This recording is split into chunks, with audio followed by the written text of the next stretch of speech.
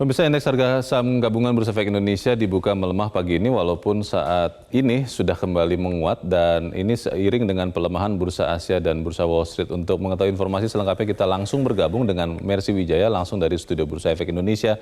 Mercy, kalau kita melihat dibuka tadi minus banyak, sempat positif, sekarang di belakang Anda masih tetap tidak menentu. Bagaimana kira-kira pergerakan pasar atau Bursa Efek Indonesia hari ini, Mercy? Leo dan pemirsa, indeks harga saham gabungan hari ini akan bergerak fluktuatif. Indeks masih bisa menguat karena efek window dressing, namun penguatannya terbatas karena investor sedang mencermati mutasi virus corona yang pertama kali dilaporkan di Inggris tanggal 14 Desember 2020 dan bagaimana efeknya bagi kesehatan dan ekonomi masyarakat. Saat ini di kawasan Eropa, negara-negaranya kembali memberlakukan karantina ketat dan membatasi perjalanan terutama untuk pengunjung yang berasal dari Inggris untuk mengurangi penyebaran dari mutasi virus corona ini. Oleh karena kekhawatiran para investor, maka indeks saham global pun melemah, begitu juga dengan indeks harga saham gabungan yang saat ini bergerak fluktuatif dengan pelemahan 0,09% atau turun 6 poin di level 6.157. Hari ini kami juga memantau semua sektor saham bergerak melemah karena kekhawatiran dari mutasi virus corona yang saat ini masih dipelajari secara lebih lanjut bagaimana efeknya bagi ekonomi masyarakat. Berdasarkan riset yang dilakukan oleh Universitas Gadjah Mada, mutasi dari virus corona ini dampaknya cukup serius karena virus ini akan bertahan lebih lama di tubuh manusia. Virus corona mutasi ini juga memiliki daya infeksi 10 kali lipat pada sel kultur serta menyebar 20% lebih cepat antar manusia sehingga perlu diwaspadai penyebarannya di London, Inggris dan bagaimana ini bisa dikendalikan di kawasan Eropa. Indeks utama di kawasan Asia pun pagi ini bergerak melemah karena ketidakpastian terkait dengan mutasi virus corona, di mana indeks Nikkei turun 0,34%, indeks Hang Seng Hong Kong melemah 0,12%, dan indeks TTM Singapura melemah 0,22%.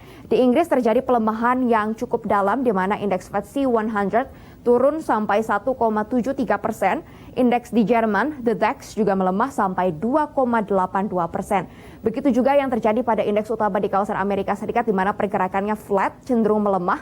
Dow Jones masih menguat tipis 0,12% karena optimisme stimulus di Amerika Serikat yang sudah mencapai kesepakatan di parlemen. Sementara indeks S&P 500 masih melemah 0,39% dan indeks Nasdaq Composite turun 0,1%.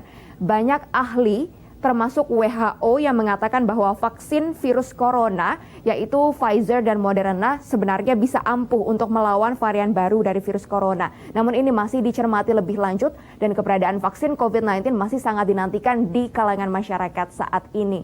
Dan untuk pergerakan indeks harga saham gabungan sendiri hari ini masih akan fluktuatif di antara 6.070 sampai 6.200. Leo. Rentang yang sangat lebar untuk indeks. Bagaimana dengan nilai tukar rupiah, Mercy? Apakah yang saat ini kita lihat penguatan dolar atau justru apa yang terjadi?